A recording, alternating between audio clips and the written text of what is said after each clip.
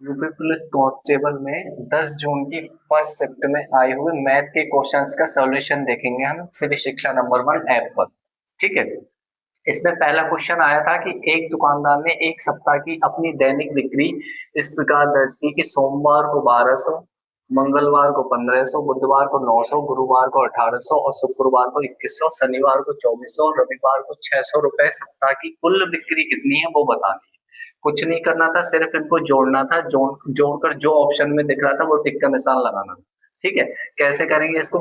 600 और 2400 3000, 3000 और 2100 आपका 5100 हो गया। ठीक है ना। 51 और 8 59 और 10 69, 69 एक 70 78 हो गया। 78 में 15 ऐड करेंगे। इस तरह से ऐड कर लीजिए आपका 15, ये 12, 8 2 10 5 15 के 5 कैरी 1 7 और 1 8 और 2 10 और 2 जीरो आपके चल रहे हैं ऑलरेडी। तो 10,500 कौन से ऑप्शन में दिया हुआ है? C option. C option right, 10,500। Second question देखेंगे। ये क्या कह रहा है? ये पता लगाने के लिए 60 व्यक्तियों, वैन आरेख का क्वेश्चन है। 60 व्यक्तियों का साक्षात्कार लिया गया कि क्या वे टेनिस और शतरंज और कैरम, टेनिस शतरंज और कैरम खेलते हैं। एकत्रित की गई जानकारी को वेन आरेख में दर्शाया गया है। ऐसे व्यक्तियों की कुल संख्या कितनी है जो केवल शतरंज और केवल टेनिस खेलते हैं? केवल शतरंज की संख्या देखेंगे, केवल टेनिस की संख्या देखेंगे और दोनों को जोड़ देंगे। जो आंसर दे रखा होगा वो देखेंगे। केवल शतरंज के कितने? शतरंज का ये त्रिभुज है। केवल केवल की बात की तो सिर्फ शतरंज, शतरंज में कितने हैं आपके? 9। ठीक है। फिर आपका केवल टेनिस, तो सिर्फ टेनिस, टेनिस के कितने दे रखे हैं आपके? 12। 12 और 9 कितने होते हैं आपके? 21। कौन से ऑप्शन में दिया हुआ है? बी ऑप्शन में। बी आपका राइट आंसर। क्वेश्चन 3 देख रहे हैं हम। कथन निष्कर्ष का दे रखा है। दो स्टेटमेंट दिए हुए हैं और पूछा है इनमें से कौन सा होगा या कौन सा पर्याप्त है आंसर देने के लिए। कह रहा है एक्स वाई जेड के मान हमें पता होने चाहिए। कथन में बोला है कि एक्स बराबर क्वेश्चन मार्क, वाई बराबर क्वेश्चन मार्क, कॉमा जेड बराबर क्वेश्चन मार्क। ठीक है ना। इन तीनों की वैल्यू क्या हमें ये दो स्टेटमेंट दिए गए हैं इससे पता चल जाएगी? दोनों कथन से पता चलेगी, एक कथन से पता चलेगी, दूसरे से पता चलेगी, या दोनों में से किसी से पता नहीं चलेगी? अब देखिए एक्स बराबर वाई है। जब मैं सेकंड स्टेटमेंट से ही रखता हूँ इसमें, तो एक्स एक्स बराबर वाई रखता हूँ, तो वाई की जगह अगर एक्स में रख दूं तो ये हो जाएगा 3x प्लस का जेड बराबर 16। ये हो जाएगा 5x प्लस का जेड बराबर 16। अब देखिए यहाँ पर दो वेरिएबल आ गए। जब दो वेरिएबल आ गए तो हम इनका मान कैसे निकाल सकते हैं? यहाँ पर एक वेरिएबल बचना चाहिए था। तो दोनों स्टेटमेंट से हम एक्स वाई जेड किसी का भी मान पता नहीं कर सकते। इसलिए कौन सा ऑप्शन सही होगा? A option. कथन 1 और कथन 2 दोनों मिलकर भी पर्याप्त नहीं है इनका आंसर देने के लिए। तो ए ऑप्शन राइट होगी। चौथे क्वेश्चन को देखेंगे। चौथा क्वेश्चन क्या कह रहा है हम? ये आपका डेज बाबा है। ठीक है ना।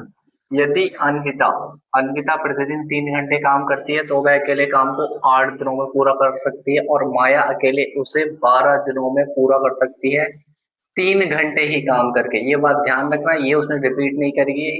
माया भी कितने 3 घंटे काम करती है तो 12 दिनों में पूरा कर सकती है। यदि ये दोनों मिलकर प्रतिदिन 7.2 घंटे काम करें तो वे काम को कितने दिनों में पूरा करेंगे? अब देखिए अनियमिता की 3 घंटे 8 दिन के हिसाब से 24 घंटे में काम पूरा करती है। माया 3 घंटे के हिसाब से 12 दिनों में 36 घंटे में काम खत्म करती है। दोनों का एलसीएम कितना आ जाएगा? 72। 24 3 72, 36 दूनी 72, ये आपकी इफिशियंसी आ गई। अब देखिए 72 तो आपका टोटल वर्क है, ये तो आपका वर्क हो गया। कह रहा है तो वे काम को कितने दिनों में पूरा करेंगे दोनों मिलकर? अब दोनों की इफिशियंसी कितनी है? 3 और 2 5, 5 इफिशियंसी है। कितने घंटे काम करती हैं दोनों मिलकर? प्रतिदिन 7.2 घंटे काम करती हैं। तो घंटे से डिवाइड कर देंगे 7.2, पॉइंट हटाएंगे इंटू 10, 72 से 72 कट जाएगा, 5 दूनी 10, 2 आया। मतलब कितने दिन करेंगी? 2 दिन काम करेंगी। कौन से ऑप्शन में दिया गया है? सी ऑप्शन में दिया गया है। C option right. क्वेश्चन 5 देखेंगे। यदि किसी संख्या का 70% 56 है तो उस संख्या को 25% बढ़ाने के बाद उसका मान क्या होगा? ठीक है। मान लीजिए कोई संख्या एक्स, एक्स का 70%, 7/10 बराबर 56, 7 अट्ठे 56, एक्स की वैल्यू कितनी आ गई 80। अब वो कह रहा है उसी संख्या को 25% बढ़ाने पर, यानी ये कितने का मान है 80, 100 का मान है 125 का निकालना है। 25 चौका 100, 25 पंजे 125, 4 से काटेंगे आपका 20 बार, 20 की 5 से मल्टीप्लाई करोगे 20 पंजे 100। कौन से ऑप्शन में दिया हुआ है डी ऑप्शन आपका राइट। क्वेश्चन कह रहा है एज से लिया हुआ है, 6 क्वेश्चन है, एज का है क्वेश्चन। क्या कह रहा है देखेंगे, 60 वर्ष बाद हार्दिक की आयु उसकी उस आयु से 7 गुना होगी जो 6 वर्ष पहले थी, उसकी वर्तमान आयु क्या है ये बताना है। अब देखिए मान लीजिए 2026 है आज, ये चल रहा है, ठीक है ना। तो 6 वर्ष पहले यानी 2020 में उसकी एज वही होगी जो 60 वर्ष बाद। अब 2026 में 60 ऐड करेंगे तो कितना आएगा 2086 आएगा, ठीक है ना। 60 वर्ष ऐड करेंगे 2026 में, और 6 वर्ष पहले आप जो थी, अब क्या दे रखी कितनी थी, उसकी आयु से 7 गुना थी, यानी यहाँ 2020 में एक थी तो इससे 7 गुना थी, ठीक है ना। 6 वर्ष पहले थी 60 वर्ष, कितना बढ़ गई आपका, यहाँ देखिए यहाँ डिफरेंस कितना है 66 वर्ष का है, ठीक है। यहाँ देखिए कितने का है 6 का है, यानी 6 यूनिट की वैल्यू कितनी है 66, 1 यूनिट की वैल्यू कितनी आ गई 11, 6 से काट देंगे 11 आ जाएगा, तो 1 यूनिट की वैल्यू कितनी आ गई 11 वर्ष, ठीक है ना। और यहाँ कितनी आ गई 11 से मल्टीप्लाई कर देंगे आपका 11 सत्ते 77।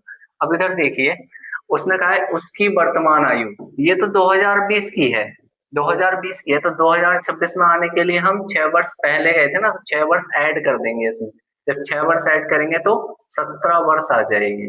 कौन से ऑप्शन में दिया गया है सी ऑप्शन में दिया गया है, यही ऑप्शन राइट होगा। क्वेश्चन 7 ये भी 10 जून की फर्स्ट शिफ्ट में आया हुआ क्वेश्चन था कांस्टेबल में। कह रहा है निम्नलिखित में से कौन सी अभाज्य संख्या का सबसे अच्छा वर्णन करता है। अभाज्य संख्या, अब पहले ऑप्शन पढ़ते हैं उसके अकॉर्डिंग निशान लगाना था। एक सम संख्या है, अभाज्य संख्या सम संख्या होती नहीं, इसे तो देखते ही काट दो। एक ऐसी संख्या जिसके 2 से अधिक गुणनखंड हो, अभाज्य संख्या के 2 से अधिक गुणनखंड हो नहीं सकते, ये भी नहीं हो सकता। एक से बड़ी एक ऐसी संख्या जो केवल एक और स्वयं से विभाज्य हो, ये हो सकता है, क्या पता इससे अच्छा भी ऑप्शन हो कोई, इससे बेटर ऑल पढ़ लेते हैं। एक ऐसी संख्या जो 2 से विभाज्य ना हो, देखिए ये वाला भी हो सकता है, लेकिन ये वाला पढ़िए आप।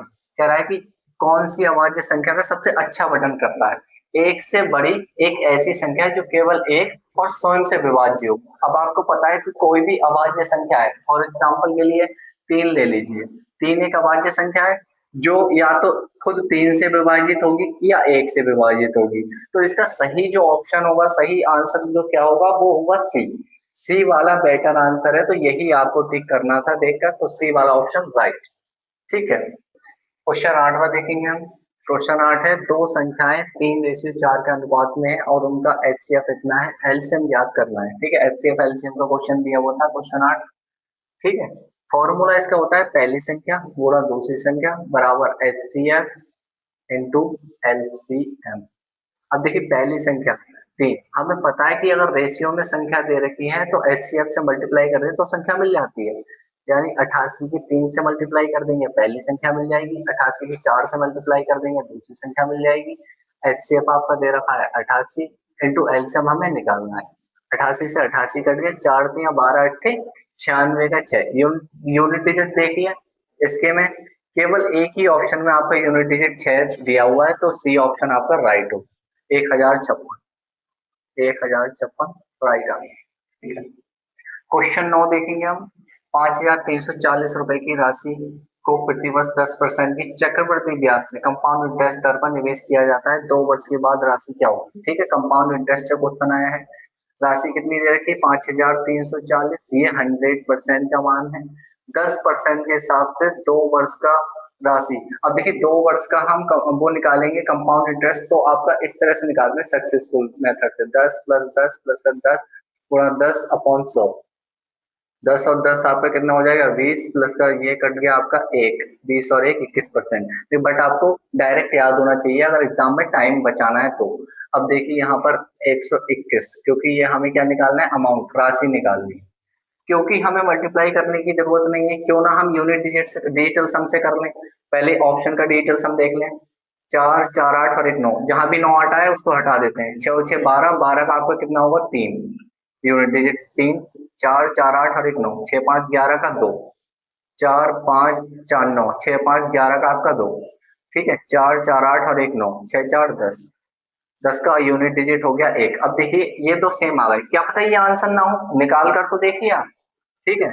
यूनिट डिजिट इनका देखेंगे, 5 और 3 8, 5 और 4 9, ये कर दिया 3, 2 और 1 3, 3 और 1 4, 4 हो गया। नीचे तो आपका बन ही रहा, 3 चौक 12, 12 का कितना आया 2 और 1 3, किसका यूनिट डिजिट 3 है, ए ऑप्शन का, तो यही राइट होगा सिंपल तरीके से, यही राइट। 10वां क्वेश्चन देखेंगे क्या कह रहा है। एक दुकानदार 6,000 रुपए को 12% वार्षिक ब्याज की दर से, साधारण ब्याज की दर से 2 वर्षों के लिए उधार देता है। अवधि के अंत में उसे कुल कितनी राशि मिश्र धन निकालना है, लेकिन ये साधारण ब्याज है, ठीक है। 6,000 रुपए प्रिंसिपल है, मूलधन, इसकी वैल्यू कितनी होती है 100%। हमसे क्या पूछा है, मिश्र धन अमाउंट।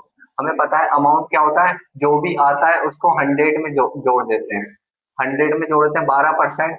2 साल के हिसाब से 12 दूनी 24, 100 में जोड़ देंगे तो 124 हो जाएगा। सेम 24 सीधे मल्टीप्लाई कर लीजिए, 6 चौक 24 के 4, 6 दूनी 12, 12 और 2 14 की 4, कैरी 1, 6 के 6 और 1 7, 7,440। कौन से ऑप्शन में दे रखा है, ए ऑप्शन में दिया हुआ है। तो आज की क्लास हम यहीं तक रखते हैं, ठीक है। आज 10 जून की फर्स्ट शिफ्ट में आए हुए हमने 10 क्वेश्चन देखे।